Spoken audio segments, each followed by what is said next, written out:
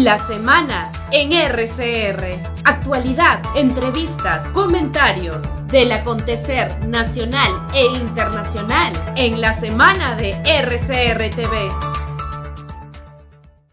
Seguimos en la semana a través de RCR, Red de Comunicación Regional. Estamos transmitiendo de nuestra central informativa, plataforma principal. Estamos ubicados en Lima, ciudad capital de la República. Antes queremos saludar a los amigos en Moquegua. Están celebrando un aniversario, 481 años de creación de Fundación Española, ¿no?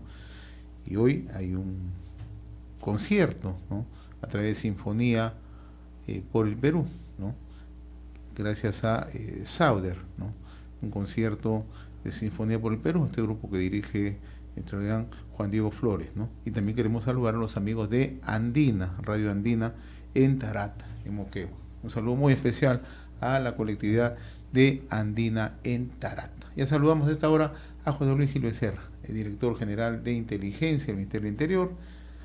Ha formado parte del Grupo Especial de Inteligencia y es un especialista en temas de seguridad y orden interno. José Luis, qué gusto saludarte, muy amable como siempre, gracias. Muchas gracias por la invitación, como siempre. Ayúdanos a desmenuzar en realidad qué hay detrás de esta detención preliminar del director de la DINI, de la Dirección Nacional de Inteligencia, José Fernández Latorre. Yo he comentado a lo largo del programa, si esto hubiera ocurrido en otro país, hubiera significado la hecatombe, hubiera volado varias cabezas, pero parece ser que en el Perú no nos inmutamos. ¿Qué hay detrás de todo esto, por favor? Bueno, estamos ante un gobierno eminentemente informal, ¿no? Un gobierno que ha demostrado durante todo este tiempo que profundamente desprecia la democracia y desprecia la calidad, desprecia la excelencia, ¿no? Estamos en una situación de ese tipo. Ahora, entonces, este desprecio por la democracia y por la institucionalidad hace que nombren a funcionarios que no son expertos en nada, ¿no?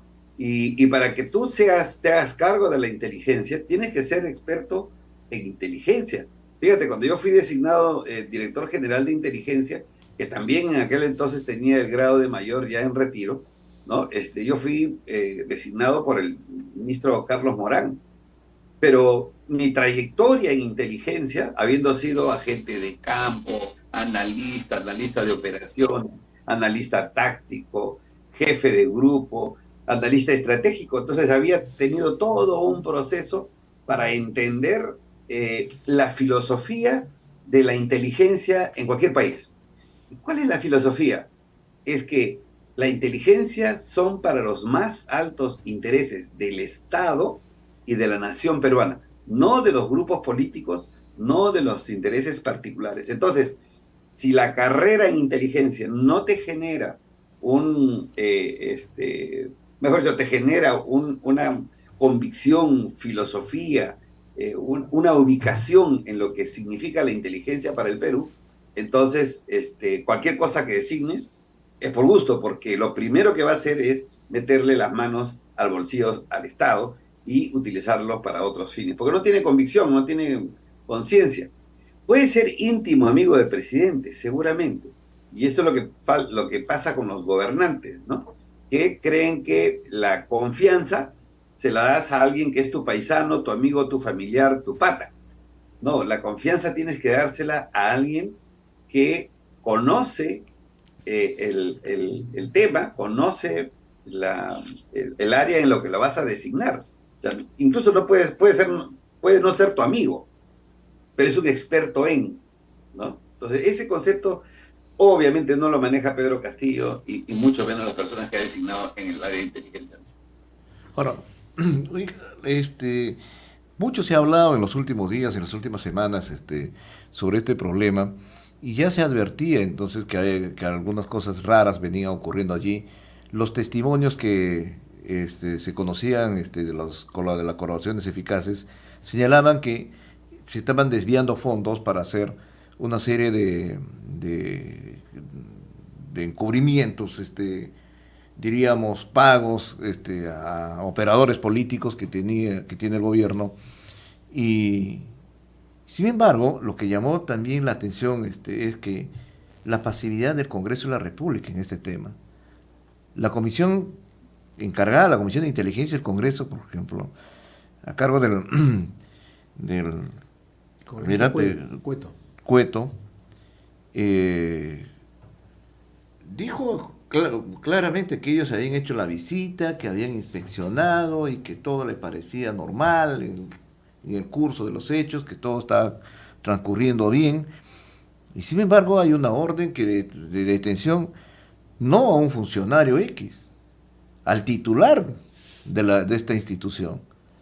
Entonces, alguien no está viendo bien las cosas aquí, no lo tenemos muy claro. Entonces, la importancia y la relevancia de este hecho que ayer se ha destapado de esta manera, con una detención, ¿no? Ordenado por el Poder Judicial. ¿Cuál es tu apreciación sobre esto, José Luis? Sí, bueno, yo creo que lo que está faltando es una visión mucho más técnica que política de lo que pasa en el sistema de inteligencia, ¿no? Porque, por ejemplo, ¿no? Cuando yo he sido director general, he tenido que dar cuenta al Congreso de nuestros gastos, de los recursos que yo recibía mensualmente, porque el Estado peruano te dice a través del sistema de inteligencia en qué debes gastar. Y debes gastar en la lucha contra 10 amenazas. 10. Fíjate. Y te las leo rapiditos. Esparcimiento de virus, corrupción, tráfico de drogas, crimen organizado y delincuencia común, conflictividad social, extranjeros que afectan la seguridad, terrorismo, atentados contra el medio ambiente, atentar contra la seguridad digital y atentar contra el Estado democrático. Entonces, los dineros que salen tienen que ir para cada uno de estas amenazas. No pueden ir para otra cosa. Entonces, lo primero que uno tiene que pedir es decir, a ver, señor director de inteligencia, ¿cuánto ha gastado usted en cada uno de estas amenazas? ¿No? Y demuéstreme usted el gasto. Pero para eso tienes que haber sido experto, pues, o sea, tienes que haber sido agente, tienes que haber correteado en la calle, correteado con cohetes, saberlas manejar. Y entonces ahí se hubiera dado cuenta el que ha ido a hacer la revisión, ¿no? De que algo no está bien. Porque rápidamente uno puede pensar y decir, bueno, estas personas que están usando los recursos de la inteligencia, ¿están combatiendo las amenazas o las están alentando? ¿No? Y esto termina siendo tremendamente criminal para el país, porque el dinero del Estado peruano no se usa para combatir las amenazas, sino para alentarlas. Por ejemplo, darle plata para que guarden silencio algunas personas es alentar la corrupción, no para luchar contra la corrupción, que es una de las amenazas que están dispuestas por ley. Mire, el Ministerio de Economía asigna recursos para esas amenazas. Y uno tiene que ir al Ministerio de Economía a decirle, bueno, he gastado el dinero en la amenaza 1, la amenaza 2, la amenaza 3. O sea, no es que el director de inteligencia puede gastar en lo que se le da la gana. O sea, claro, no puede es como... gastarlo en lo que se da la gana y puede encubrirlo como quiera, sí. Pero hay que tener ojo técnico para poder descubrir cómo lo está encubriendo, ¿no? O sea, eso no es un agujero negro como muchas veces hemos escuchado, ¿no? Que, bueno, ahí hay una partida que no se sabe pues a dónde va, pero es que para hacer algunas cosas, se dicen, algunas cosas ahí de inteligencia, y bueno, sobre el cual es difícil fiscalizar, y bueno, y es complicado, y son partidas que prácticamente van a ciegas, ¿no? Eso no es cierto. Eso no es cierto. Todo el dinero que entra es fiscalizable por dos entidades, por la Contraloría y por el juez. En el caso hay un vocal supremo o superior que es el encargado de fiscalizar a solicitud, claro, de la propia Contraloría, de fiscalizar esos recursos. No hay dineros secretos, no, lo que es secreta es la actividad, sí, claro. Si usted tiene 2 millones de soles mensuales, ¿no? Y gasta 40,000 soles para pagar la fuente montaña, entonces yo tengo que saber qué es lo que ha producido, cómo ha producido esa fuente, cuáles son los tangibles de esa producción, ¿no es cierto? Ya sea en información, ya sea en infiltración, en lo que sea, pero se puede llegar a saber. No, no es que hay un dinero negro ahí, porque si no, se volvieran millonarios pues los directores de la DINI, ¿no? Entonces, mire, ellos tienen 24 millones de soles al año, 2 billones de soles mensuales para gastar, pero tienen que gastar en estas 10 actividades. Entonces yo le preguntaría al director de la DINI, que lamentablemente será cuando salga libre, no le diría, bueno, ¿y cuánto has gastado en corrupción? En lucha contra la corrupción. ¿Cuántas notas de información, notas de inteligencia, informaciones para capturar o informaciones de peso le has dado al equipo especial? ¿No? ¿Cuántas operaciones has hecho? ¿Cuántas fuentes humanas has gastado? ¿Cuántos análisis estratégicos que hayan tenido real relevancia has hecho? ¿Cuántos estudios de inteligencia? Entonces, no es que la plata es un hoyo negro en la que nadie puede fiscalizar. Hay que saber fiscalizar, que es diferente. Ahora, José Luis, en ese caso particular, en el caso de José Fernando Latorre, y siguiendo el curso de la carpeta fiscal del Ministerio Público, el hecho es de suma gravedad, porque se les indica como integrante de una red criminal donde también formaría parte Henry Shimabukuro, una persona cercana, conocido como parte de un gabinete en la sombra, el presidente Pedro Castillo, de Beder Camacho, subsecretario general en Palacio de Gobierno, y también del propio presidente de la República. Entonces, así se puede manejar un trabajo de inteligencia, una Dirección Nacional de Inteligencia en un país. No, definitivamente no, y por eso que hablaba minutos antes, hablaba de la informalidad. El señor Gómez de la Torre, o perdón, el señor Fernández de la Torre, puede haber sido comisario y un buen comisario seguramente, pero no tiene ninguna experiencia en inteligencia, incluso los que ahí lo rodean, ¿no es cierto?, no tienen experiencia en inteligencia, ¿no? Tal vez tendrán experiencia en algún área de inteligencia alguna vez, pero gente que maneje todo el proceso, no hay.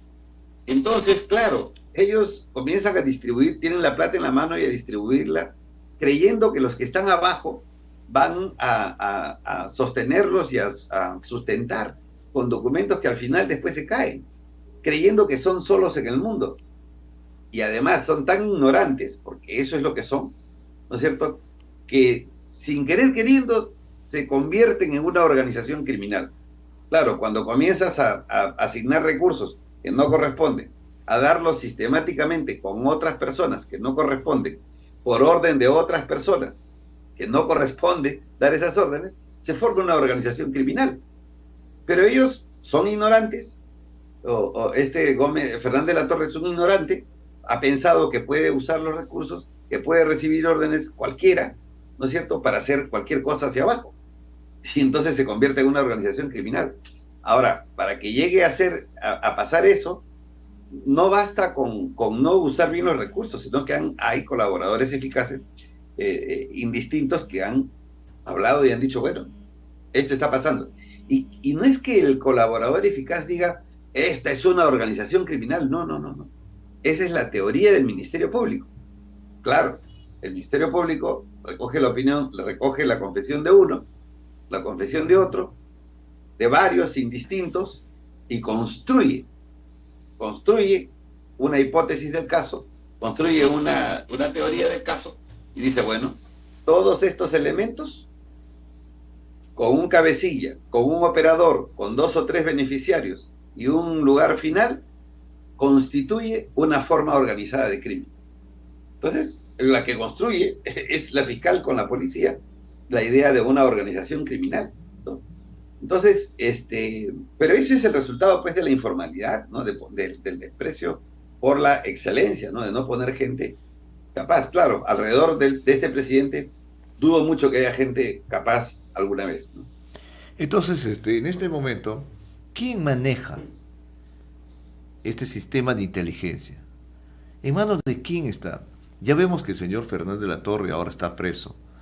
Ya vemos los operadores que tú me estás señalando que son informales, el señor Shimabukuro, no sé, nunca, tampoco nosotros en nuestro ejercicio periodístico hemos conocido, por ejemplo,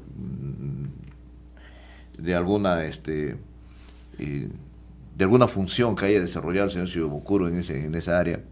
Entonces, ¿quién está manejando los aspectos que tienen que estar vinculados a este tema y a estos operativos en el gobierno. Se habla mucho, por ejemplo, del señor, de este funcionario cubano, el Gallo Zamora, y de otros más que estarían ahí conformando en la sombra siempre, ¿no?, un manejo para estos temas que traten de salvar la situación del presidente Castillo. ¿Cuál es tu punto de vista y qué información maneja José Luis respecto a este tema? A ver, fíjate, lo que yo creo es que cuando tú pones a un alto funcionario estratégico para el país como el director de la DINI, que es un absoluto ignorante en temas filosóficos, en temas políticos y en temas técnicos, entonces per se se convierte en una coladera total, porque no tiene visión si la intromisión extranjera es buena o es mala, sencillamente quiere salvar a su jefe, está hablando del jefe, no está hablando del presidente de un país libre y soberano, no entiende esas cosas, entonces se puede prestar incluso para el ingreso de esta parte de esta conspiración social comunista internacional contra el Perú, como se está llevando a cabo en muchas partes de Sudamérica. Yo sí creo que tiene que haber un nivel de injerencia, ¿no?, de estas personas que son operadores políticos cubanos, que tienen experiencia en Sudamérica, que han hecho atrocidad y media para manejar las inteligencias de otros países, y yo sí creo que de alguna forma están metiendo las narices, las manos y tal vez hasta el cuerpo entero, ¿no?, para manejar la inteligencia en el Perú. Claro, hay 2 millones de soles mensuales, 24 millones de soles al año, que facilitan o facilitarían en todo caso la actuación de estos sujetos, ¿no?, con operaciones especiales, con psicosociales, ¿no? Porque si este DINI no tiene esa especialidad, ¿no es cierto?, las acciones que uno ve, los psicosociales que uno puede ver y las formas como se están desarrollando, te hace entrever de que hay una mente atrás, porque ni hablar no puede ser Pedro Castillo,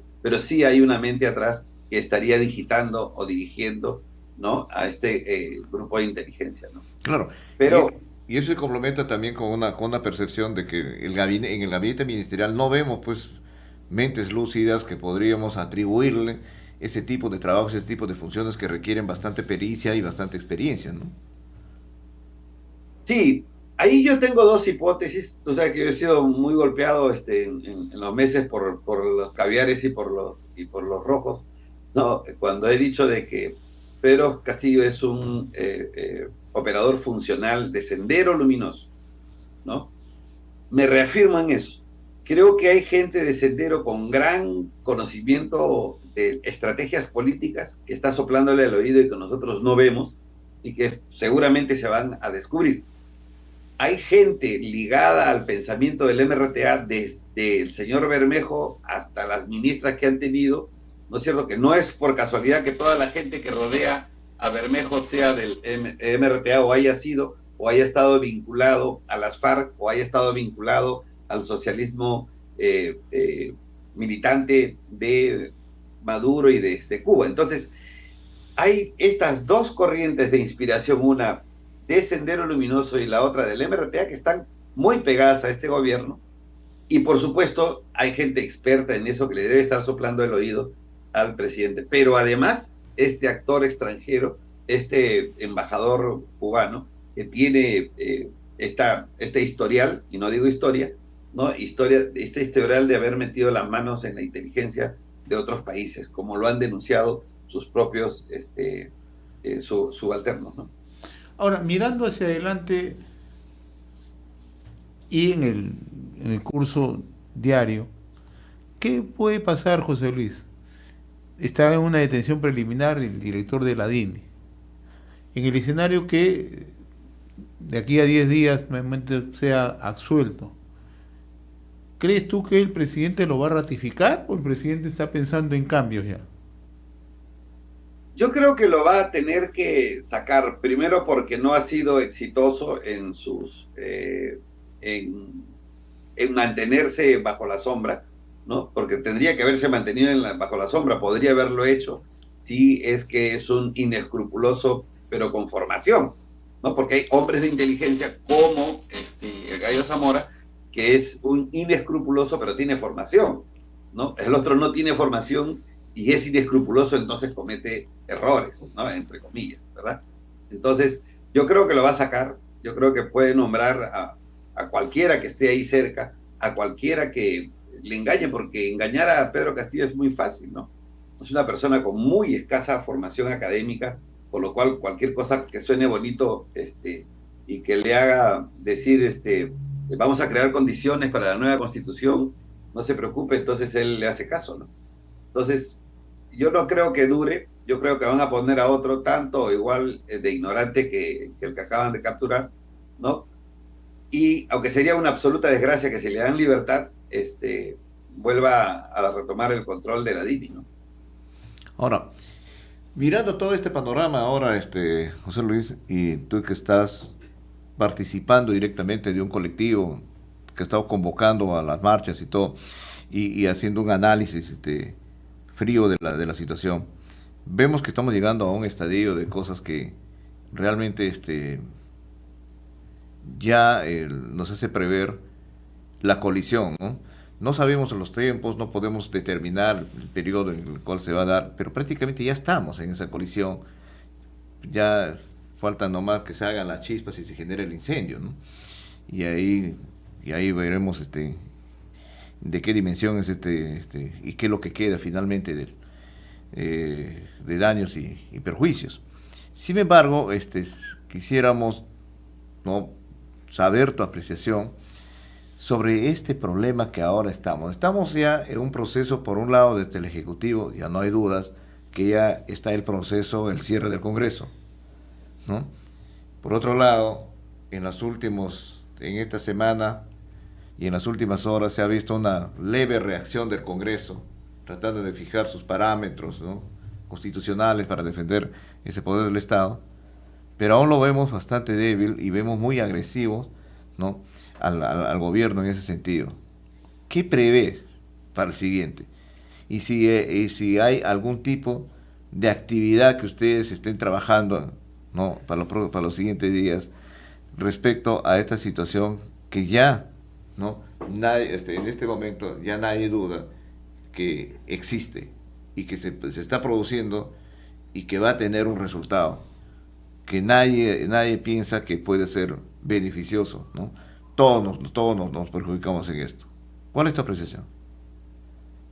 Bueno, yo creo que, como dije en alguna entrevista pasada, ¿no es cierto?, los 4 elementos de una crisis, que son los actores, los 3 elementos que son los actores, las circunstancias y el escenario, han variado desde el 28 de julio del 2021 a hoy, de tal forma que los actores del gobierno o están perseguidos o están encarcelados o están acogiéndose a la colaboración eficaz o están fugándose del país, que eran el núcleo, la cabeza, los actores que lo estaban aupando a este gobierno, ¿no? El escenario le era favorable. ¿Por qué? Porque había un Congreso con mayoría, no con mayoría, pero con grupos fuertes, amalgamados. Hoy están fragmentadas, la izquierda está fragmentada, ¿no es cierto? Si bien es cierto, ha comprado muchos votos, pero estos votos que ha comprado finalmente son votos inescrupulosos, porque hoy día están bien contigo porque les has pagado, pero mañana, si estás en desgracia, sencillamente te van a abandonar. Entonces, en el segundo elemento, en el escenario también su situación es muy precaria, y en las circunstancias también, las circunstancias sociales, ¿no? La gente está muy molesta, estamos viendo el paro de transportistas, estamos viendo el paro de agricultores en el Cusco, ya se viene el paro pesquero en estos días, en las próximas horas. Quiere decir que el nivel de la convulsión social está comenzando a crecer, y el único que lo está permitiendo es Pedro Castillo, a que este embalse social, ¿no es cierto?, vaya a tener finalmente su desembalse en una situación caótica, ¿no? Claro, le corresponde al Congreso, que ha estado siendo extremadamente prudente, creo yo, ¿no es cierto? En no dar pasos en falso. Eso ha creado una sensación negativa en la población respecto de que parece debilidad, increíble que un Chavín de Walter sea tan débil, ¿no? Yo creo que es un exceso de prudencia que puede estar bien para no cometer los errores, y el gobierno creo que está disparando sus últimos disparos al aire porque realmente no tienen ningún asidero. Ellos creo que ya saben que están al final. Finalmente yo creo que el Congreso de la República va a terminar por sacar a este señor en cualquiera de sus modalidades, va a alentar eso, las próximas capturas que vengan, ¿no es cierto? Y creo que ya las Fuerzas Armadas deben estar calentando, porque ahora sí les viene la parte que la Constitución les encarga a ellos, ¿no? Cuando la cuando la Constitución se fractura, se rompe la constitucionalidad, entonces es cuando la Fuerza Armada entra para restablecer el orden democrático. Yo quiero tocar, José Luis, antes que lo que acaba de mencionar hace un momento, ¿no?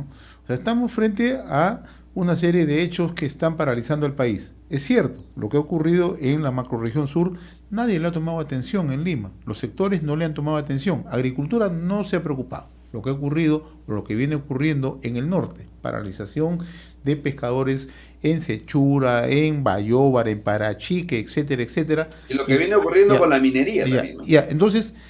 Entonces, ¿tú crees que este embalse es profesamente el gobierno se hace a un costado para entrar a la coalición? Yo creo que no. Yo creo que este embalse se está dando por la absoluta incapacidad de nombrar funcionarios que puedan manejar, controlar los conflictos sociales. Pero no lo pueden. No podrían decirle, mire, voy a dejarles de apoyarlos para que ustedes crean el embalse y de ahí yo los uso y después les doy. Yo no los veo con esa capacidad. Yo creo que el gobierno está trabajando con lo que tiene, con lo que puede, y porque no tiene más, no tiene gente experta, capaz, que pueda resolver los problemas, que pueda firmar cosas, porque no están enfocados en los problemas centrales del país, en la minería, no están en la agricultura, no están enfocados en eso. Están enfocados en la nueva Constitución y cómo tumbarse a este gobierno, ¿no es cierto?, a este Congreso para que le dé pase a su nueva Constitución, ¿no? Lo que sí están haciendo es utilizar este embalse de la conflictividad social para decir que la culpa es de la derecha, ¿no?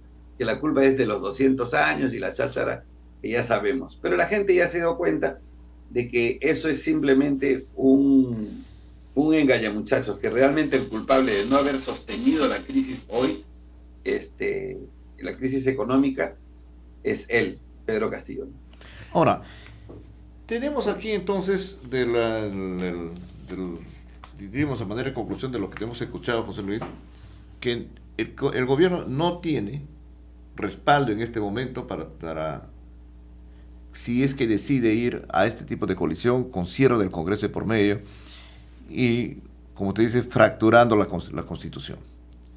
Entonces, según tu apreciación, no hay las condiciones como para que tenga respaldo y tenga éxito en eso, ¿no?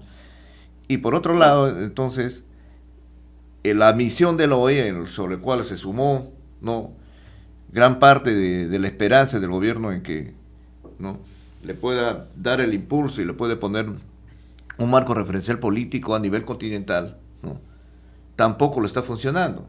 Ayer vimos un comunicado de la OEA instando a un diálogo, ¿no?, pero un comunicado, diríamos, un poco anémico, ¿no? Cuidando las formas, ¿no? Ni por acá ni para acá, no sabemos, o sea que es una cosa así bastante neutra, diríamos. Entonces eso quiere decir que la gran misión que era la encargada, ¿no?, de poner, ¿no?, en un contexto favorable las medidas y las pretensiones del gobierno tampoco están funcionando. En conclusión, entonces, ellos tampoco no pueden dar marcha atrás porque están ya en este rumbo de colisión y la designación de este gabinete lo dice claro, ¿no? Van a ir a confrontar de todas maneras. Frente a esto, entonces, cuál es el resultado previsible para ellos? Sí, yo creo que justamente incluso el actor, que es uno de los elementos, el actor OEA, ¿no es cierto?, que estuvo envalentonado al principio, hoy no ha cambiado de posición, pero se ha puesto mucho más aéreo, ¿no? Mucho más mirando a un costado, porque percibe que hay una situación grave, percibe que esto no va a durar mucho y que no va a poder meter la mano en un gobierno en el que la misma fiscal le ha dicho que tiene más de 50 carpetas fiscales, que es altamente corrupto. Entonces, pero tampoco se van a echar, o sea que la OEA va a tener que mantener una posición siempre aérea, ¿no? Medio frágil, pero no una postura como al principio, como la de Almagro, que decía que este gobierno era casi casi un ejemplo, ¿no? Ya no lo vemos en ese plan a ellos. Entonces, el plano internacional se retira. El plano social le retira el apoyo. En el Congreso lo están ya acercando, ¿no es cierto? Y él trata de agudizar, envalentonarse, pero lo único que es que este presidente está en el pantano político hoy y cada movimiento lo hunde más. Y cada movimiento más brusco va a terminar finalmente por hacer un acto higiénico con él, ¿no?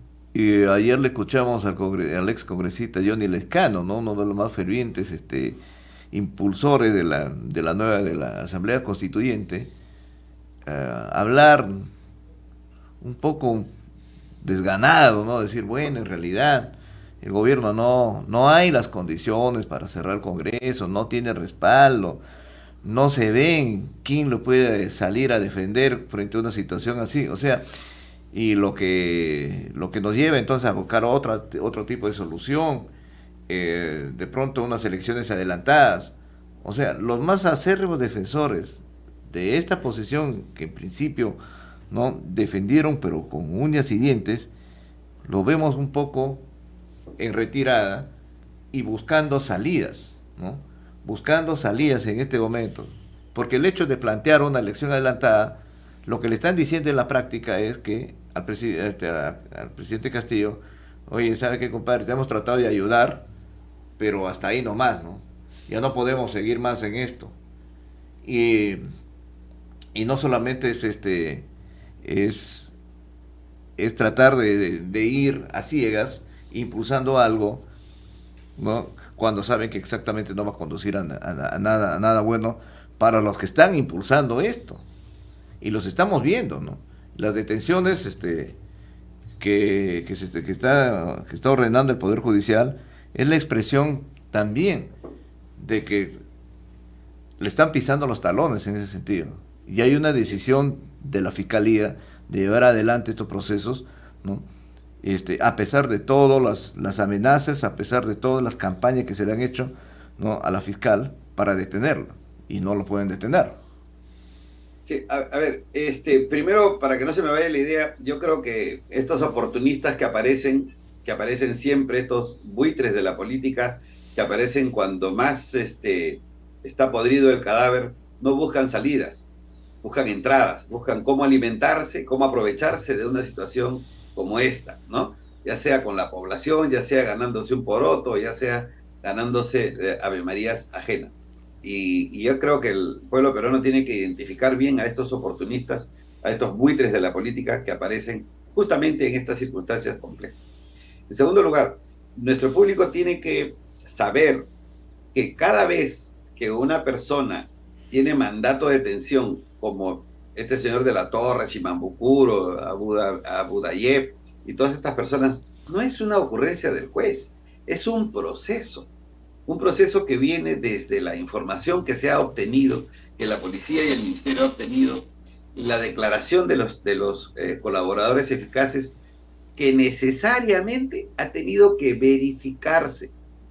Si la información que ellos han dado no se verifica, el fiscal no pide mandato de detención preliminar o lo que corresponda. No puede, porque no tendría asidero, ¿verdad? Entonces, si ya encontraron evidencias, indicios, alguna que otra prueba, más los testimonios y encima lo han verificado, por eso le dicen al juez, señor juez, tengo evidencia, indicio, testimonio, y estos lo he verificado y acá están las evidencias, indicios y testimonios. Y el juez lo valora. El juez valora Que el juez lo valora, si desea, si cree que son suficientes esas pruebas, pues ordena la detención. Y es lo que ha pasado, ¿no? Es lo que acaba de pasar. No es que el juez dice, ya agárralo porque a mí se me ocurre. Es todo un proceso. Y eso lo sabe. Por eso el señor de la Torre, Fernández de la Torre, sabe, bueno, como policía debe saber de que para que llegue a una orden de captura, un juez debe tener asidero suficiente, ¿no? Entonces, Pero creo que eso es lo que está pasando y lo que va a seguir pasando. Ojo, estas detenciones no son las únicas. Otro elemento que corrobora también en este escenario, José Luis, es la actitud que ha tenido la señora Dina Boluarte.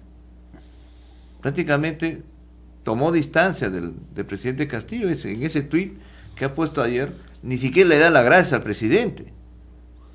Bueno, pero ¿cómo le vas a agradecer al presidente, pues, si te ha puesto a tu archienemiga encima como presidente del Consejo de Ministros? Pero esas son las cosas contradictorias que existen en este gobierno. Chávez.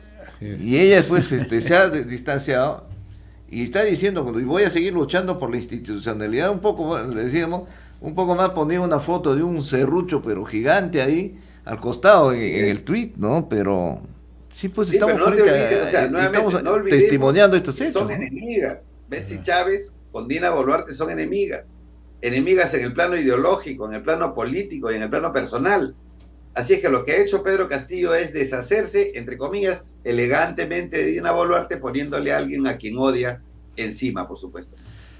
Muy bien, José Luis, como siempre muy agradecido por esta conversación, ¿no? Sobre todo que refleja, ¿no?, en qué situación estamos encontrando. Un fuerte abrazo, José Luis, gracias como siempre. Gracias, un abrazo a ustedes. Hemos presentado La Semana en RCR TV a través del canal 796 de Cable Más.